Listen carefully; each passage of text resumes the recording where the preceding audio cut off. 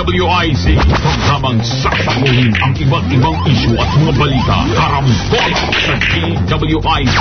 Tatalakayin, hihimayin at pagtatalunan ang iba't ibang mga isyu.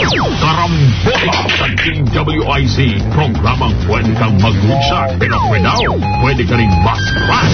At ngayon, narito na ang inyong mga karambulista at ang programa Karambola sa DWIZ.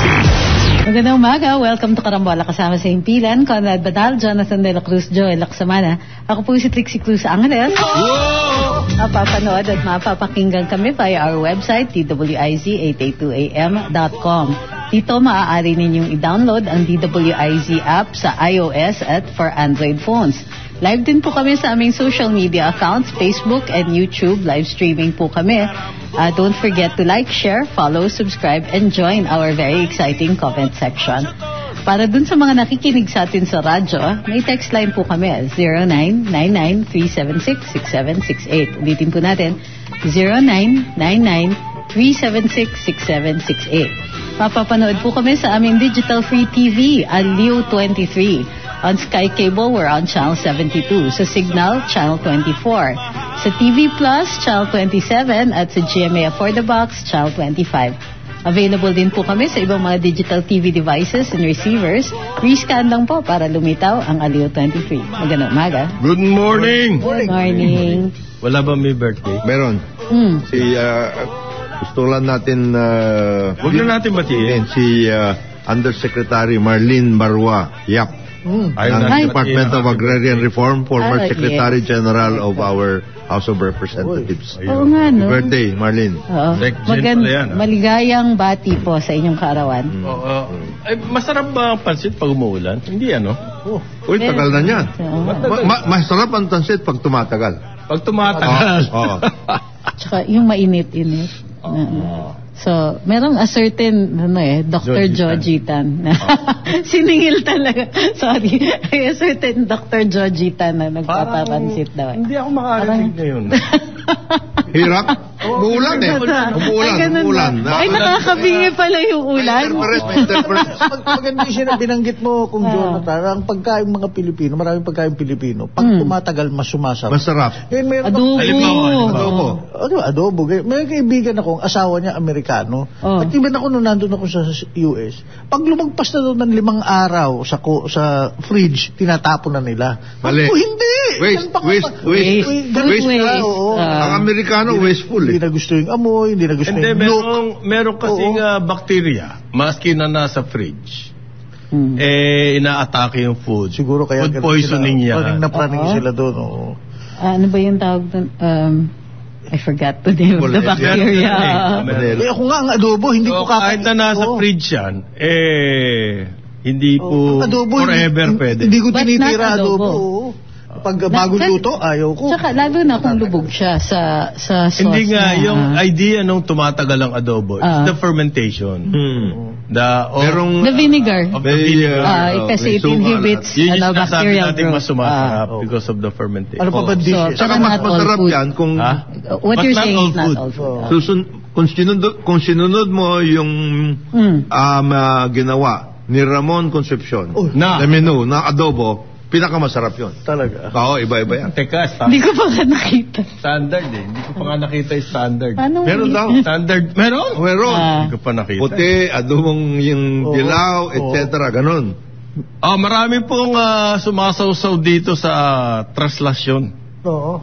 Dapat daw ang pulis maingat at bantayan at security kung ano, etc. Ginawa na nila yan. Ginawa na nila.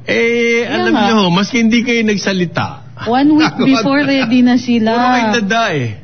Ang daming press release, pare. Sino nag-press release? Ang dami, mga... Talaga? Mga ano na lang Senate siguro. Bureau of Investigation. Yeah. Kailangan daw, hindi pa nga translasyon yung police. Nakahanda na. Wow, ang daming issuance. No-fly zone po yan. No drone zone. Okay? No sail zone. Ano ibig sabihin? No sail zone. South Harbor. Kasi meron doon sa Luneta. Doon sa Manila, Quirino Grandstand. No. No sale. Sale No na. sale, Akala ko bawal magbenta. Meron din. Meron din. Binawan po ang vendors dyan sa area ng Quiapo Church. Yes. Ay, hindi, understandable. Nung ilang araw pa yan, ginagalaw na ng pulis yan. So, wag na kayong... May outpost dun eh. In Quiapo Church. Yung no-fly, yung no-zone, yung no drone. Yan. Ano ibig sabihin yan? Pinoproteksyonan po yan against possible terrorist acts. Bawal ang mga mag-attend. Bawal kayo magdala ng... bawal mag-hoodie. Yan. Bawal ang hoodie, ha? Alam mo naman kasi yung uso pa man. Hindi, understandable yan kasi natatago yung mukha eh. Yung saka yung nakakap. Bawal ang Backpack. Bawal ang backpack. Bawal ang water bottles. Okay? Uy, maganda yan. Gusto ko yan. Gusto ko yan. Bawal ang umbrella, bawal ang raincoats. Okay. Okay? Hala, bawal raincoat. Sacrifice eh. Hindi, panata naman. At kung meron naman daw siguraduhin transparent daw. Sabi. Pwede naman. Yan po ang issuance ng police. Guidance po yan sa mga attend. At higit sa lahat, bawal yung armas. Siyempre. Ang weapons. Okay. Hindi ba given yan? Nakalagay din paputok. Paalala na lang. May mga iba, alam mo, meron mapapil eh. Bagay, kami mga sutil din Dapat dyan. mo na yung bawal ang alak, ano? Firecrackers. Bawal. Wala po magpapaputok. Okay? Yung firearms, suspended po yung kahit may permit kayo. Hindi kayo pwede magdala. Suspended dyan. I assume dun sa area, di ba? Yes. Within the entire city of Metro of Manila, gun ban po yan. I like that. Pwede bang extend natin? Magkakyapo kasi ako after. Naka-miniskirt ka lang eh. Ayan. Describe. Naku po. Wow. Miniskirt na itim na. Na-realize ko kanina. Itim na damit. Nagbaba ako sa pero ang butso hanggang tuhod. Ayun. Magandang tingnan yun. Yung medyo maiksid na pero butso. Pero tinitingnan tuloy ni Joe. Leather ba? Basta footwear na babatay. Tunay na sapato. Ano yun? Pero matindi. Yung ano rito, nakita mo yun ba doon. May single road. Tawag sa ganyan. Pangalan ko. Brooch. Brooch. Pero anong tawag doon sa rose na wala? A rose by any other name. Still a rose. It's Trixie. Still smells sweet. It's Trixie. Naganda kulay yung rose niya. Pula Yes. may leaves pa. Metallic pero... Okay, ang message po ng Chief Executive, meaning ang ating Presidente, gamitin daw po natin yung paniwala natin sa Poong May Kapal, lalo na yung devotion natin sa Black Nazarene, para daw humanumbalik ang ating pag-asa at yung sense of purpose. Okay? Dapat meron naman talaga yun eh. Hindi naman pwedeng... Makikinig ako sa message niya. Daming nagme-message eh. Hindi. Yung mga iba, pala lang eh. Police, siguraduhin yung ano. Hindi po yun. Kayo para insulting to the police. Hindi po yun ang sense of purpose na sinasabi ni PBS. Iba. Yung magsasabi ka sa police, alam na nila yun eh. Nakakahiya nga eh. Parang mas marunong pa sila. Alam nyo, mga ganyang okasyon, mahigit 2 milyon yan expected. Baka umabot nga daw ng 2.5 eh. Yes. Hindi lang dahil nagsalita kayo kaya kikilos ang police. Hindi, tsaka you have to give them credit. Very aggressive yung mga PR nila mag-present. Maaga rin sila naghanda. Pinapatulan ng mga dyaryo. Nakanantaw ko. Sayang lang ang panahon natin No News Day kasi. Ang akin sa translasyon, kada translasyon, even before, nung bago, laging pino-foresee ng mga organizers at ng police, papabilisin natin to, it will be faster. Kasi traditional daw, 16 to 20 hours. Ngayon daw, because of the new carriage. Meron na, modern na. Modern na daw. So, ano po yan? Ang expected, lalabas ng alas 10. At babalik sa simbahan ng alas 4. Mahaba yun. Mahaba yun. 6 na oras yun. Yung prosesyon na yan. Kasi meron silang dadaanan masisikip na kali eh. Nga. After the translation, daanan natin yun. Tignan mo kung paano. Ang hirap din nun, diba? ha? Oo. Maski na nakasakay ka sa sakyan. Nung bata-bata ako, sumubok ako niyan eh.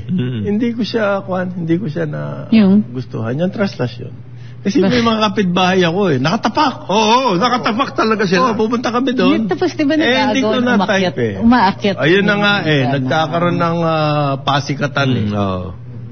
Kung sino yung maka-touch doon sa puon. Ano ba yung paniniwala dyan? Kailangan mahawakan mo? Hindi naman. Nauso lang yun eh. Kasi nakikita mo. Alam mo, basically, yung procession na yun, it's adoration. Adoration, tama. Adoration ng Black Nazarene, ni Jesus. Ganito nag-umpisa yan kasi yung Nazareno, binabalik siya sa Intramuros. Okay. Kaya Translasyon. Walang N Translation. So, it's the moving from one venue to the other. So, dahil poon siya, magpuprosesyon.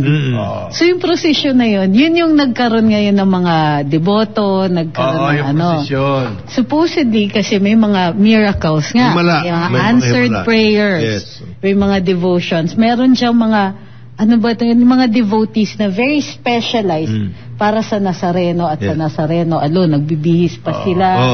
May mga ang talaga original kasi po nung Nazareno po.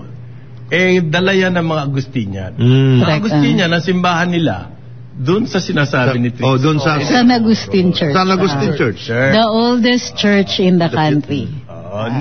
Galing ho ng Mexico yung poon. Poon mismo.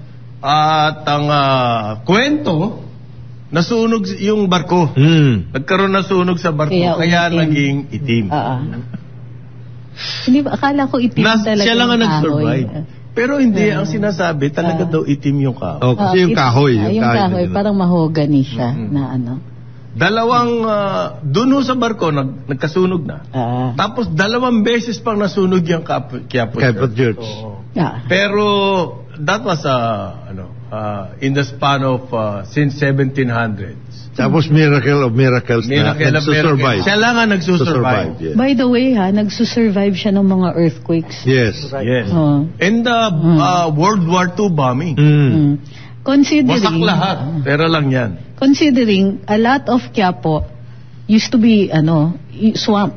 Kaya nga Quiapo, from the term Quiapo, which is a form of water cabbage. Hindi kuya po yan. Hindi kuya po. Kuya po is correct. Iba po yun. Kuya po yan. From the Chinese term, Quiapo. So, water. Akala ko dati kangkong yung Quiapo. It's a different species.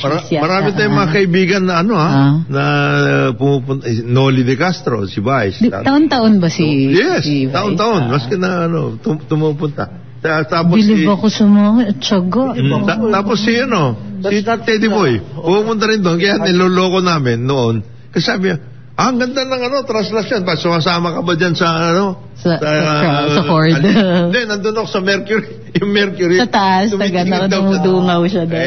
Wala lang ginawa doon Pero sa totoo lang po, as an adoration, a religious practice. Iba. Yung devotion sa Jesus, the Black Nazarene.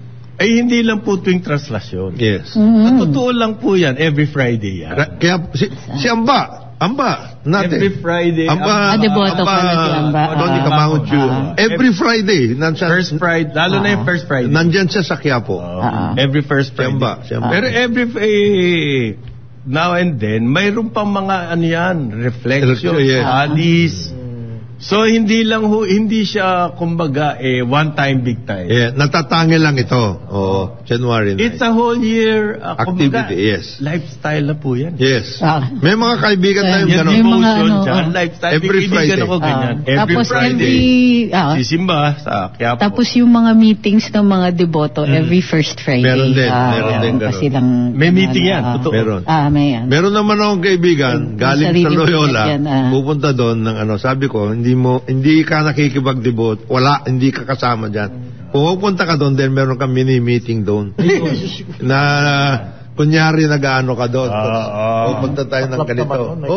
Front lang. Front mo. Ginamit mo pa devotion. Pero may bit of history pala, Hira. Dalawa dati yung merong Yan poon. Oo, Nazareno of the poor. Nazareno of the rich. Meron? Ang nakakahawak lang ng Nazareno of the rich, mga high-profile people. Tapos, noong 1787, nung World War ba yan? Oo, nasira yung Senior Nazareno of the rich, nasira nung World War II, nung Battle of Manila. Pero yung Senior Nazareno of the poor remains safe from earthquakes, fire. Kaya considered miraculous. Yung Nazareno, mahal na mahal siya talaga ng mga dito. Yung po Nazareno, ang talagang emphasis niyan, yung sacrifice ni Jesus. Kaya sikat sa mga sinasabi mo, Nazareno of the poor, kasi they can identify. Sila yon, kasama sila ron. At saka may nangyayari, kasi may himala mayroon talagang nangyayari. Pero alam niyo yung paghahawak tsaka pagpapahid, that's a Catholic thing, pero mas maano tayo mas malala tayo. Because nga, tignan nyo yung horde during the, apparently, may research paper ako dyan. Apparently, ang natin, hindi tayo masyado on sacred spaces na malalaki. Kasi dati na-explore ko kung Quiapo is considered a sacred space. Hindi pala. Pero sa atin, yung icons. Movable things ang sa atin. Mas atin. It might be one of the theories is it might be a poverty thing. Di ba pagka yung parang sa urban poor na communities, ang ginagastusan nila television sets, gadgets, cellphones, ganyan. Hindi nila aayusin yung bahay nila because they don't own it So may insecurity sa ganon. So tayo, very few yung sacred spaces natin. Mount Banahaw is one of those. So, pero kasi daw, sabing nararamdaman mo, tayo, it's the icon. So, yung devotion to the Black Nazarene, it's not idolatry, it's a devotion to it. Nagka-create tayo ng parang sacred space within the icon. But the image is just a representation of the real thing. The real thing is Jesus. Pero yung Black Nazarene na yun, yung suffering niya, yung sacrifices. Yung representation niya. So, nakaka-relate tayo doon. Isa pa, yung sinabi mo, yung bakit gustong hawakan. Physical. May belief na, kapag may hopeless, hopeless ka na. Okay. Baka ito na. Ang gusto nila, pag nahawakan ko to, gagaling ako. Para bang yung... Yun nga yung transmission. Ayun sa Bible. Jesus, son of David, have pity on me. Mahawakan niya lang daw yung hem of the hem of your robe, parang ganun, basta yung kapiraso lang mahawakan. So yun yung explanation ng kung bakit gusto nating hawakan. Lahat gusto humawak, yun ang problema. Kaya nagkakaroon ng di ba sa Rome yung paa ni San Pedro halos nag-wear away na, kakahawak ng mga deboto yun. So over the centuries halos wala nang paa. Grabe. Pero may mga OFW, they celebrate it din, Ito sa New York City. New York, They do it. May Feast of the Nations sila, may celebration. Meron sila. Yan ang kultura. Meron. Pilipino pag di umasa ibang bansa. Dala nila yan. Devotion. May devotion Merong ganun Tsaka kukunti na yung nagsasabi na na idolatry. Di notice yung national conversation. Hindi na siya doon sa bawal yan, hindi yan Katoliko and all that. Ngayon may recognition na rin na this is also a cultural phenomenon. Yung translation na transfer. Yan yun. At by the way, mahigit 400 na taon na po yan. And it survived everything. Earthquake, fire, World War II. Sa dami, baha. Alam mo niya kaya po, Mars yan. Before nung alam mo ba na swamp, di ba? So alam nyo ba na yung ulo at saka yung katawan ng Nazareno magkahiwalay, yung original? So ang iniikot, if I'm not mistaken, pagka taslasyon is only the head. Kasi syempre baka yung wear and tear, kailangan na nilang i-conserve yun. Kaya nakasalamin.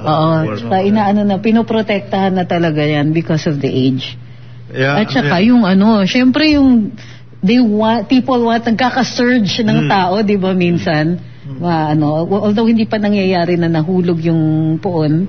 Ang explanation ng Catholic Church, yung translasyon, yung sabi mo nga ililipat. transmission.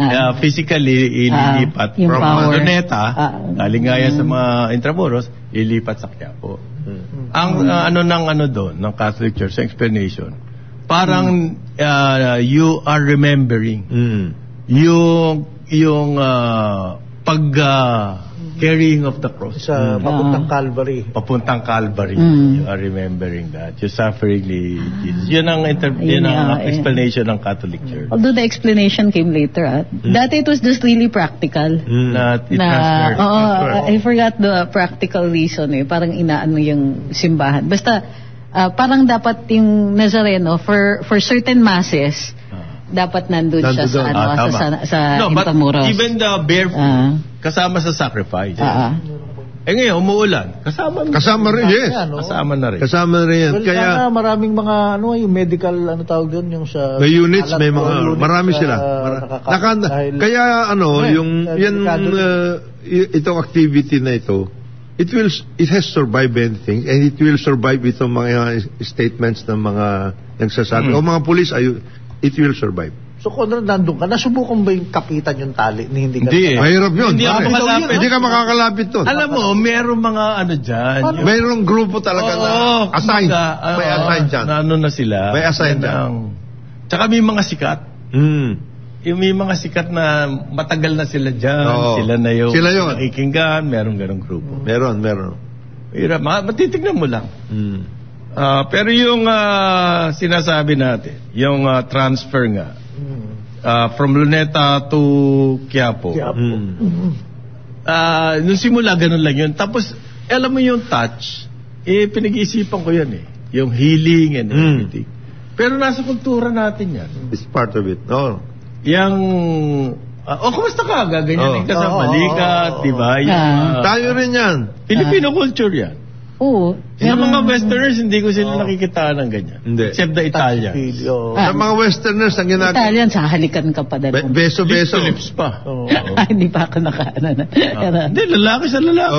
Yeah. Meron nga. Ay, gustong-gusto ng yung ano yan. Hoy. Si Jokoy nga. Magaling si Jokoy by the way. Itong mga bumabanat kay Jokoy, tigilan yun na yan. Yung mabot siya ng Golden Globes. The fact that he was there. Kayo? Patawurin ko pa. Remember, saan ba napapanood? biglaan siyang kinuha. Hindi niya kabisado yung audience. Yung audience. That's a tough town. Tough audience. Yung script, 3 weeks lang daw. 3 weeks notice lang daw siya. Hindi biro yun. Tsaka hindi siya nagsulat ng script. Hindi sa kanya yun. Mabuti ka. Si Chris Rock. Well, what's yung nasabi mo? Si Chris Rock nga, nasampal. Napaka-ano na nun, Chris. So what? So what? Kahit anong klaseng performance niya, Golden Globe pa rin niya. The fact is, nandun ka. Kayo ba, nakarating dyan? Nakarating na dyan? Tsaka maabot tayo dun. Yan yung mga ganyan na... crab mental. Okay. Parang mag-traslasyon kayo para mabawasan ng inyong bawas kasalanan. Mag-sacrifice kayo. Dapat pala ako yung pumunta. Ang nagalit na lang sa kanya, nanay niya, Joseph, you think you're funny? Who said you're funny? Who said you're funny? Nanay na lang niya ang bahala sa kanya. Kaya pag nagpunta ka Good job, Jokoy. Good job. Yes. Wala, daming mga... Kung ano-anong sinasabi. Puro sutil yung mga... Okay, maganda po ito. Maganda tong... darating din si ngayon today. Widodo. Si Widodo. Today na po Indonesian President. Gano'ng katagal ba siya? Joko. Hindi Jokoy, Joko. Widodo. How long is the state visit? 9 to 11. Official visit po ito, Return favor to. Official visit. Pero talaga marami tayong pwedeng i-trade with Indonesia. Kasama na dyan yung para sa energy at saka fertilizer. Energy. Fertilizer. Panglima po yan sa ating mga Indonesia na. May oil sila. Yes. They have a lot. Oil, coal, fertilizer. Sila ba yung tumigil mag-export ng coal? Yeah. Saka nickel. Pero special sa atin. Ayan nga nag-uusap sila. Continuing yung discussions para makapag-import. And then, marami rin pong investments na nanggagaling sa Indonesia. Tsaka sila rin yun. Same way, meron din mga Pilipino nag-invest sa Indonesia. Marami rin na yung in terms nickel. of OFW, ang mga Pilipino na andyan, professional. Mahigit 6,000 Pilipino na andyan. Meron ako mga kaibigan dyan, galing sila Canibel. Ateneo, si Noel Canibel. Dyan sila nagtrabaho. Mga finance guys, karamihan. Finance at saka yung mga iba nasa health services lang. Hotel and restaurants. Professional. Managers, managers sila. Meanwhile, magbabalik ang Karambola. Oras natin, 8:30 ng umaga. Balikan natin ang ating mga karambulista at ang programang Karambola sa DWIZ. Karambola sa DWIZ 882. Balik ang Karambola, kasama pa rin sa impilan, Conrad Banal, Jonathan De La Cruz, Joel Lacsamana. Ako po si Trixie Cruz Angeles. Pero teka, may tatanungan. Napag-usapan natin yung kay President Widodo. I mean, okay. Secretary Joko. Secretary Trixie, will the parang presko na. Hindi, yun na. Parang siya uli ang nandun. Sleeping. Si Veloso, the OFW, is currently incarcerated. Will it be discussed? Palagay ko malayo. I don't think it's on the agenda. I don't think it's on the agenda. However, the President is open to looking for possibilities of bringing it up during the course of the conversation. We'll always be talking on the side. Spokesperson ng DFA magaling na. Let us not preempt the discussions of the President, but possibly after the post, mga ganun. But that's a sticking point wala pa yung visit speculation na agad Hindi, you will tayo na lang natin yung visit, tapos kung ano result, at saka natin pag-usapan. Continuing naman yung yung efforts para kay buong pangalan niya, Veloso. Pero actually that has already been discussed many times over. Continuing yung effort yan, and we respect each other's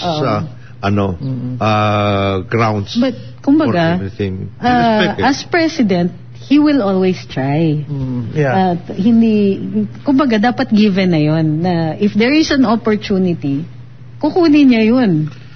So, kung hindi kaya, but you will always keep asking. The subaltern will always discuss that. Okay. Actually, ang ginagawa nila dyan, pinapainit lang yung mga, hindi naman dapat ginagawa. So dapat na lang yun. Dapat given yun. Okay, Pulse Asia Survey. Okay. Trust and approval ratings po ng Presidente, tumaas pareho. Ng President and VP. And VP. Yung kay Presidente, yung kanyang performance, ibig sabihin approval to, no? Tumaas from 65% nung third quarter, umakyat to 68%. 3%. Ilang percentage points yun, malaki yung tinaas na. Okay. Pero yung 80 na yun, sustainable. Hindi, yun bagong elect. Hindi realistic yan. Kumbaga, even nung bumaba siya, mataas pa rin yun. Yung 30s na approval, 30%. In other countries. Fiesta yun. May mga celebratory fireworks. Sinabihan nga ni Sakur. Yung 68 po, matataas yun. So kahit bumaba siya from 80, bumaba siya to 65, wala ibig sabihin yun, actually. Pero ito, 68, balik na naman siya doon sa papaakyat. Pero ang kanyang trust rating, 73%. Si Sara po, ang kanyang performance, 74% galing sa 73. Mataas pa din. Okay. At ang kanyang trust rating from 75 to 78. Napakaganda po ng performance nung showing survey ng President and Vice President. Ano analysis dyan? Well, actually yung increase na yon statistically wala lang, no change. Kasi plus or minus 3 So, ibig sabihin, no change. In other words, the people... Yun nasa margin of error At least hindi siya. bumagsak. There is no plummeting. Ang expectation, sobrang Akala ko baksak tumaas, dahil sa inflation. Given the situation. What about yung kay VP? Ilan percentage points? Pareho lang So, 75 to 78 eh. Within lang. So, within the margin of error. So, kumbaga holding. Which isn't, it's still not bad. No. Si Mitsubiri po, 49% ang Tumaas din approval siya. rating. Tumaas ba si... Down from 50%. Statistically... again, margin of error din siya.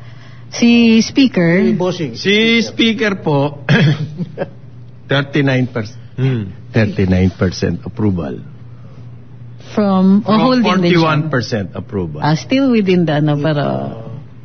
Siyempre, I'm sure yan. Ang maganda rito, non-commission survey to. Kailangan pa ng raid. Ha? Kailangan pa ng raid. Ikaw naman. Doon nga hindi nga nakakataas yung rate. Hindi na nakakatulong yun. Iba na. Ginagawa mong plastic yung speaker. Hirap pag-organisa nun ha? O yung mga... Hindi naman siya. Palengke, wala rin. Hindi naman siya Mr. Let the speaker be the speaker. Yes. Pero po, ang isang maganda pa rin doon sa survey ng Pulse Asia, ang disapproval po ng administration, nandoon pa rin sa inflation. 70%, 7 out of 10 respondents, hindi po masaya doon sa measures against inflation. Okay? At na umakyat pa yan. 73% na ngayon, galing lang sa 56%. Ibig sabihin po, ito talaga ang problema ng taong bayan. Prices. Yang inflation. Kasi yung buying power, yung unang-una, maghahanap ka na nga ng trabaho, yung yung mahahanap mong trabaho, baka kukulagin ka pa. Kasi yung inflation, yung fooding, yun ang nakakabahala. Na yung main cause ng inflation natin, yung pagtaas ng presyo ng pagkain. Ayaw lang natin masyadong binibigyan ng yan dahil... Hindi naman lahat tayo nag-intermittent fasting. Oo. Yun ang, I think that's cruel to tell people na mag-fasting. Fasting na lang. Hindi lang yun. Hindi lang natin masyadong tinitingnan natin how to work it out. Kasi, pag yan hinighlight mo, importation ka agad ang titirahin imbis na nagpro-production ka, ito na. Inflation ba problema? Ito, import tayo. Bakit gano'n na Kasi mahalang o nga naman. Susunod po dyan sa pagtaas ng presyo ng bilihin, lalo na ang pagkain. Yan. Ang susunod dyan ay yung pong sahod. Tama. Jobs. Sahod. Yung pagkakakitaan. Opportunities, etc. Tama yun. Ramdam ng tao talaga yun hindi pinakita rito na this is quite amazing though. Yung hindi nagta-translate yung feeling ng tao tungkol sa inflation sa approval no, because they're saying that ni President and ni Vice President. Hindi, you know what? What's the analysis there? Ang theory ko, alam ng mga tao na hindi fully under the control of the government. Yes, hindi. Ang kanila sinasabi lang, they don't like the way they're handling it. Okay? Yung may crisis po yan worldwide. Okay? Hindi lang tayo. Hindi lang sa government yung control niyan. Sinasabi nila, sama ng handling, puro import or what? Yan, ganun. Smuggling. Okay. At saka, naintindihan ng tao na global to. Kasi sa ibang bansa, Kasi nga, yung primary mover is still oil. Kasama po dyan, after the jobs, yung poverty reduction. Ano yung mga poverty reduction? Siyempre, kasama dyan yung mga housing. Ayuda. Sa housing, wala nangyayari. Wala. Yung traffic. Ganyan, kasama dyan. Tapos dyan yung graft and corruption. Nako, kasi po, alam nyo na. Ito si Aimee. May binulgar po. Meron daw nagbabayad, malaking pondo, naglilikom na mga pirma. Correct. Para po sa constitution change, People's Initiative daw, para ma-bypass daw yung Senate. At sinabi niya yan, kaya siya, may personal knowledge siya, kasi daw po nangyayari sa Ilocos. Nangyayari na din daw sa Davao. Ano yung statement niya? Nagsalita si Amy. Nag-issue siya ng statement? Nagsalita siya. That's a huge Hindi ko alam statement o interview, pero nabasa ko lang. Okay, so, malaking post. Ganito. Hindi ito Constitution. Hindi ito statement ng PR. Hindi po. Hindi PR yung pare. Binulgar eh. Hindi nga. Hindi nanggaling kung kani-kanino. Hindi simpleng paninira. Siya mismo yan. So, ganito. Sa kanya. Nangyayari sa Ilocos. Sa kanya. So, ang daming alam niya nangyayari sa Ilocos. Napakahina. Personal knowledge. Grabe kayo. Pakihina niya naman, Senador. Kung hindi niya naman nangyayari. Saka kung questionin ninyo kung saan nanggaling yung facts niya, medyo mahiyaragyan naman kayong konti. Meron daw, nagbabayan. So, ang nangyayari is... Para sa perma mo, People's Initiative. Okay. Pag pumirma ka, magkano kaya yun? May RA. Merong requirement siya. People's Initiative. 3% per district. Minimum. To change the Constitution, 12% of the total registered voters in the country. Ang problema ko, saan galing yung pera? Yung People's Initiative Tinanong din.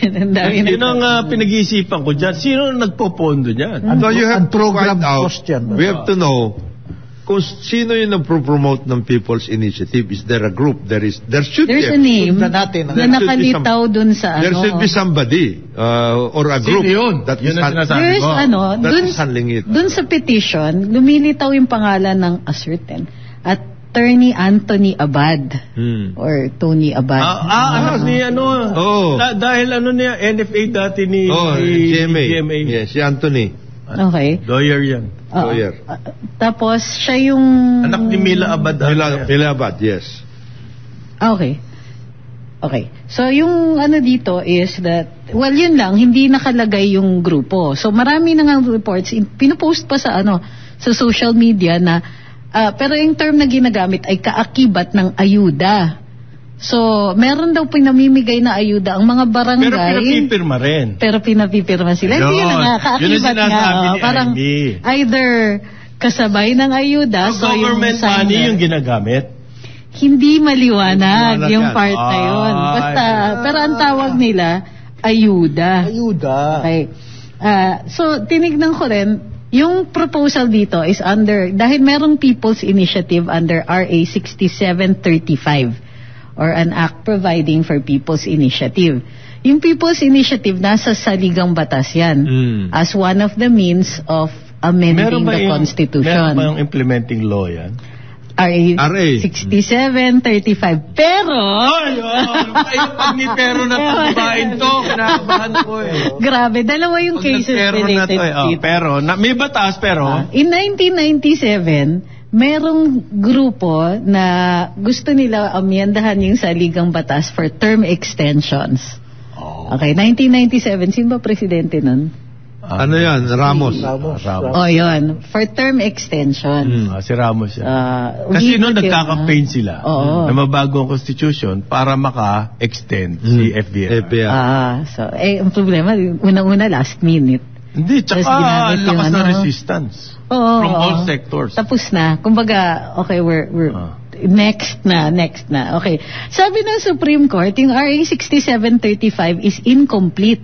Kasi pag binasa mo yung batas, halatang siningit lang yung sa Constitution. The intention was for people to be able to propose laws or amend, repeal, ganyan, and ordinances.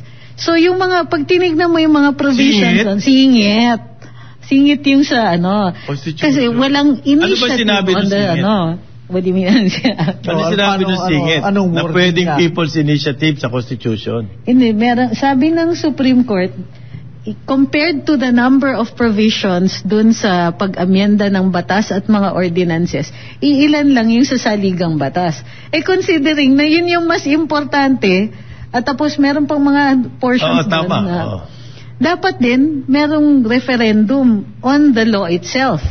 Amending, yung providing for People's Initiative. Merong ganung discussion. So, pero in the end, sabi ng Supreme Court, it's not enough. kumbaga, Congress has to amend this RA 6735, dagdagan yun ng detalye pagdating dito sa pag-amyenda ng saligang batas. So, hindi pa pwedeng gamitin yan. Yun ang pananaw na Supreme. But please understand, during the time of GMA, si Raul, Lambino. There was a Lambino case. Correct. There's a Lambino case. This was in anong year yun? Ano yung Lambino case? Nag-People's Initiative. Meron din People's Initiative. During the time of GMA. The time of GMA. There was also a People's Initiative. And they were able to get something like 6 million signatures. Ito yung problema. Sabi ng Supreme Court, kasi gusto na nila, Supreme Court, take cognizance, baka pwede niyong i-reverse yung ruling ninyo dun sa unang case, dun sa Santiago versus Comelec. Sabi ng Supreme Court, hindi na namin gagalawin yon. Pero hindi pa rin tama yung paraan ninyo sa pag-amyenda ng saligang batas kasi dun sa petition ninyo, hindi nyo man lang ni-write out kung ano yung binabago ninyo at paano yung at ano yung bagong provision. Sa pagbago. May transitory. Ito yung pagbago ng system of government, ang legislature from to unicameral. Ibig sabihin niya walang legal basis. No, it's not true. You can work it out and then the COMELEC can do it. Sabi ng Supreme Court. COMELEC will work it out. Ang sabi ng Supreme Court dito, Congress in fact, merong resolution 2300 ang COMELEC during this first case of Santiago versus Comelec sa term extensions. Sabi, since hindi complete yung batas, Comelec, your resolution is void. Hindi, void yung sa Comelec resolution. Pero dun sa Lambino case kasi, ayaw nang galawin ng Supreme Court yung Santiago versus Comelec. They didn't even discuss it. Pero Comelec ka na. Meaning, may possibility pa rin na i-push to if the details are filled in by the Comelec.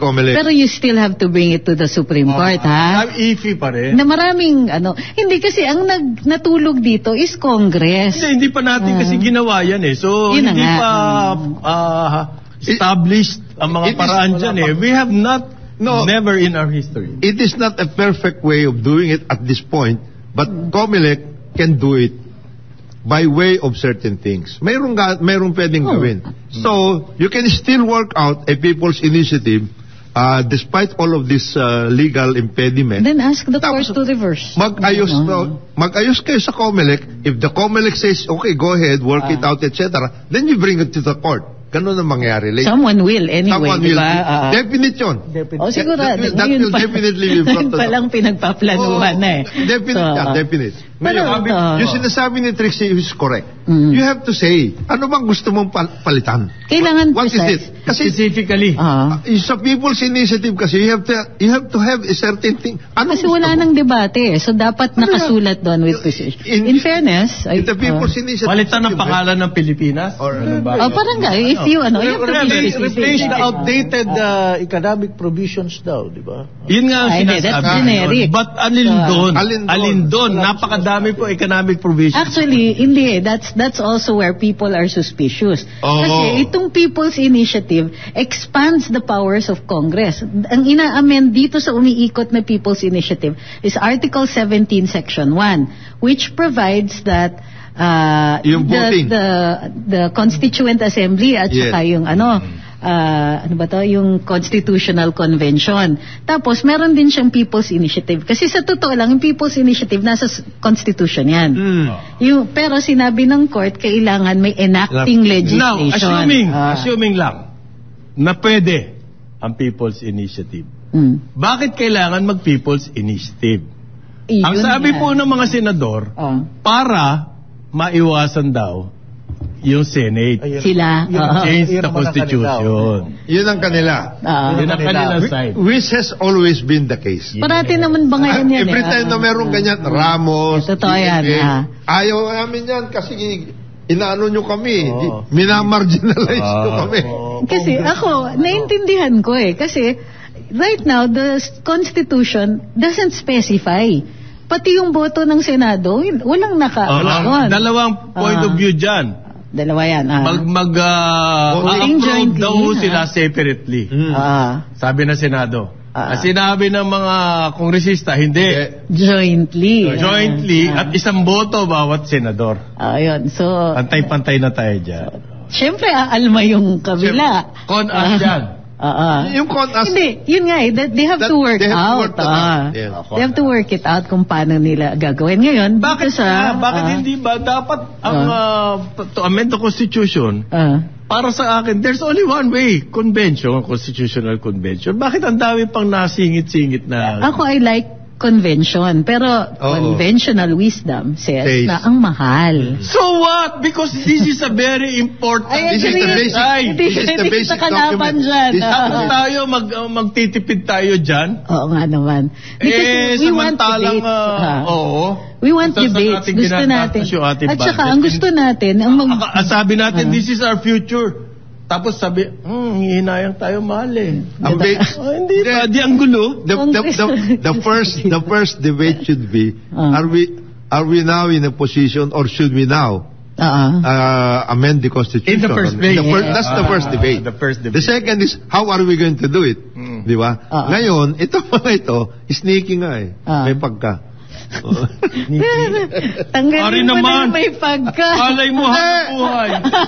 Sabi rito kasi, 100 lang ba pinamimigay sa perma? Nako. 200 sa iba. 500 Anak ng toko naman, Laki ng tinira, 400 Hindi. Kasi hindi, tapos sinasabi kasi nung iba, nag-post naman sila sa social media na akala nila, yung pinipirmahan nila, parang resibo lang. Ayuda. Siyempre, hindi nila binabasa. Uy, ninyo yan? Huwag kayo basta pirma ng pirma, magbabasa kayo. By the way, hindi yan resibo. Isa pang dahilan para sa isa sa paborito kong Facebook, Sino yan? Hindi ko nasasabihin. Mahuhulaan nyo naman kagad. Because of the bullying of China. Alam na. Diba? Tama. Hindi natin sinasabi ano yung provisions na yung ating territories. Once and for all, let us define the territories of the Philippines. Para yung dapat daw sa Constitution yan. Kaya kailangan ni amend the Constitution. Ang problema kasi yan, it was originally defined na nga eh. Kasama nga Sabah eh. Terrestrial, fluvial, aerial, domain, territorial, seas, seabeds, subsoil, mga ganyan daw. Mabigat ang dating niya. By the way, nung next paragraph kasi nilalagyan ng asterisk, next naman niya, by the way, sabi niya, panlaban dyan sa China, tayo ng fleet of drones gaya sa UK. Sabi ko, gusto nito mag-World War III talaga. Okay. Anyway, that's mabalikan ko lang yung, kasi, magka-related yung topic. Yung pong inflation na sinasabi. Yung Constitution, ang amendment niya, sinasabi nila, kailangan natin yung economic provision para umadlad ang ating kabuhayan. At ang ayon sa survey, ang problema natin basically economic. Inflation, jobs. Sa tao, ramdam tan tao yan. Ramdam. Ang mga latest report po, mahigit sa kalahati na ng naplanong farm-to-market roads. Okay. Nung nagsimula si BBM, President BBM, ilan na? Nakumpleto na. Mahigit kalahati. Pero ang sabi niya, kulang pa yan. Naitayo na nga yan, mahigit po sa almost 70,000, almost 70,000, 68 point something kilometers of farm to market road. Ano ibig sabihin po niyang gaano kahaba yan? Yung po magmula Apari hanggang Hulo, yung distance niyan. Mahigit 30 ganyan. Yung naitayong farm to market road. Pero sabi ng Presidente, kulang pa rin. So, umayuda po agad yung Department of Agriculture Secretary. Okay? In the medium term daw po, talagang ang gusto nila magkaroon ng maraming infrastructure sa agriculture. And that, to me, that is the part of the government. Diba? You provide the infrastructure, you provide the means of... parang field of dreams. If you build it, people will come. Now, yung pong pagdating sa logistics, distribution, para sa akin, yan ang papel ng private sector. Yung distribution. Yung distribution, logistics. All the requirements. Lahat After the farm, sagot ng DA yan, no? Yung farm, yung silos and everything, all the farm to market road. Pagdating ba naman ng production, lumabas na yung production sa farm. DA pa rin yun? Hindi po hindi nakakayanin. Hindi ba dapat hinihikayat yung investment dun sa areas na yun? DTI na yun. Yun ang sinasabi. Ay, patay. No, DTI na yun. DA. Trying to keep a straight face. Hindi ko nangingiti. DA and the MIC will incubate. MIC? What is MIC? Yung Maharlika Investment. Okay. Pera ilalagay sa NGCP. Hindi naman lahat. May ganon? Meron din naman yung mga... Magkano ba pera ng MIC? Darating na. Parating 75 lang ang pera. Darating na yun. Magkano yung NGCP? Nagsiset up pa ng office. Yung NGCP trillion na yun. Ang halaga niyang NGCP trillion na. Nagsiset up pa ng office. Paano mong bibilin yun? With 75 Nagsiset up pa ng office saka yung mga pay scale. 75 billion lang ba? Akala ko 150 billion. Sabihin mo ng 500 billion. Okay, sorry po. Ilalagay mo sa isang in one go, bilhin mo yung NGCP. Ba't nagtayo pa tayo ng MIC? Pardon the ignorance. Pero ang pagkaintindi ko, since this is an investment fund, then pagka nalikom yung pera, i-invest para lumaki. Hindi nga. So, bakit ka mag-i-invest sa existing? Oo nga. Di ba? Para sa akin, ang talagang kulang na kulang sa investment, yung mga pioneering. Rubber shoes factory. Yan, mga ganyan. Yun lang revival ng lahat ng mga agri-based na natin dati. Malaking bagay na yun. Sugar, coconut. Coconut, sugar, coffee, cacao. We are very competitive in these areas. Cacao? Oh, yes. Yes, very competitive. And I discovered that kasi all over... Davao? Sikwate? Ay! Sumayad ba? Naramdaman ba? Kasi babalik ako sa Davao. Magbabalik ang Karambola. Oras natin 9 o'clock ng umaga. Karambola! DWIZ